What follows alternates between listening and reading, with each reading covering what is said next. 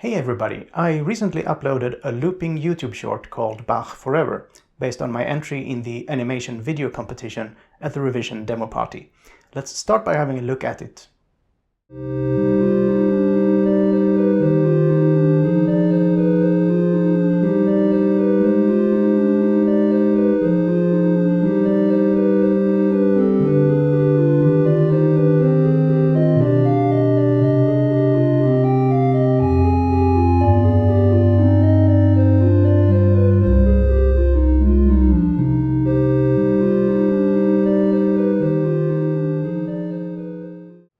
So the topic for today is how did I make this video? How can you make a video just like it?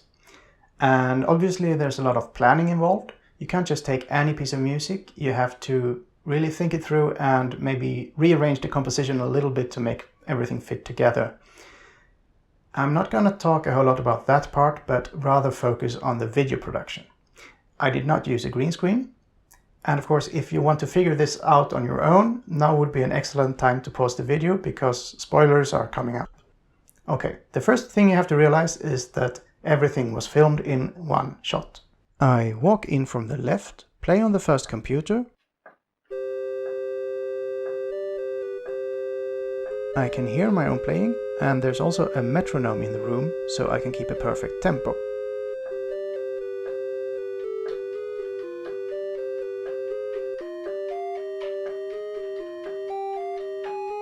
I walk over to play on the second computer.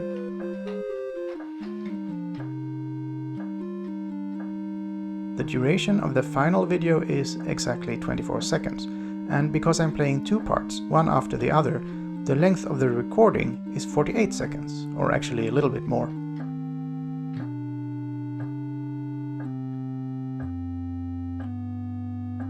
And then I leave to the right. If we now take a copy of the video and delay it by 24 seconds, and then superimpose the two videos, we get this.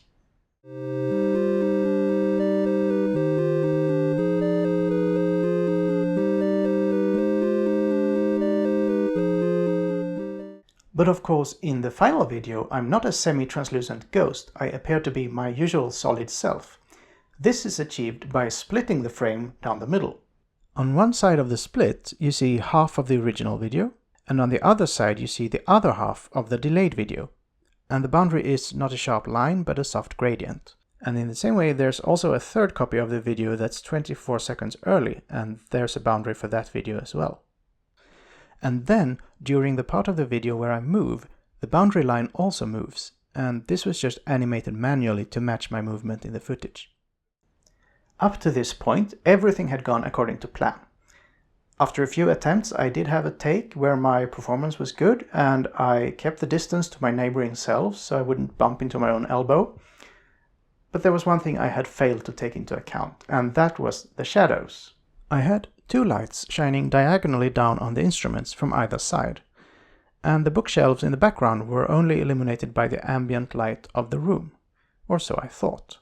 But in fact, much of that ambient light was coming from the foreground lighting, and as I moved from one instrument to the other, my shadow would fall differently on the bookshelves. To make a long story short, when I'm playing on the rightmost Commodore, the bookshelves are significantly darker than when I'm playing on the leftmost Commodore, and this makes the boundary between the different parts of the frame stand out very clearly.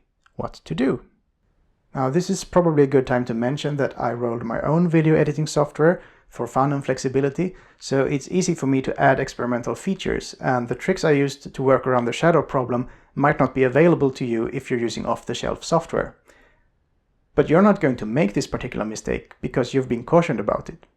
Still, I want to tell you how I solved the problem in post-production because it's an interesting story. The troublesome background pixels are in the mid-tone range. They are neither very bright nor very dark. And in digital photography and video, there's a tool called gamma correction that, very much simplified, shifts the midtones of an image towards light or darkness. So with two video clips next to each other like this, we can use gamma correction to tweak the clips until the midtones are roughly the same on either side of the boundary. Except we can't do that here because we don't have two video clips next to each other. We have one video clip next to itself, but one of them is delayed. and so we have to gradually change the gamma correction over the length of the video, starting with the gamma value we want on the left half of the screen, and then gradually over 24 seconds approaching the gamma value we want on the right half. So now it looks better, but the problem is that my shadow falls mostly on the lower part of the bookshelves. So if we use gamma to even out the boundary towards the bottom of the screen, we're actually exacerbating the same problem, but inverted, towards the top of the screen. And so what we really need is a way to specify gamma for the top of the screen and another gamma for the bottom of the screen and have a smooth gradient between them. And that, together with a gradual shift over time, was how I was finally able to hide the boundaries. They're not completely gone, but what's left can be mistaken for a natural shadow that follows my body, even though it's actually the artificial boundary. However, all of this gamma tampering has created a new problem. Other parts of the video change in brightness too, so my right-hand self appears to have a grey shirt, while my left-hand self has a black shirt. So for a final touch, I added another layer of level corrections to make the left edge of the screen brighter and the right edge darker, with a smooth gradient in between. This adjustment doesn't change over time, doesn't introduce any new boundaries, and ultimately ties the whole thing together.